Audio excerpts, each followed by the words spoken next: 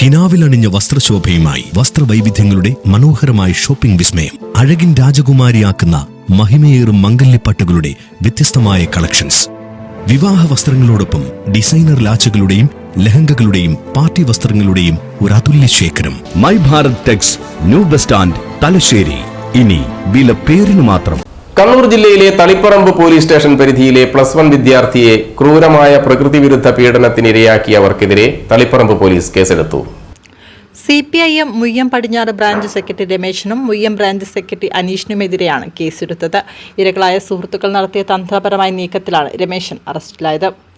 ഞായറാഴ്ച വൈകുന്നേരം വിദ്യാർത്ഥിയെ രമേശൻ ആളൊഴിഞ്ഞ പറമ്പിലേക്ക് വിളിച്ചുകൊണ്ടുപോയി പീഡിപ്പിക്കുകയായിരുന്നു.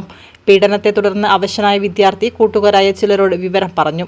അപ്പോഴാണ് അവരിൽ ചിലരും രമേശിന്റെ പീഡനത്തിന് ഇരയായിരുന്നുവെന്ന് മനസ്സിലായത്.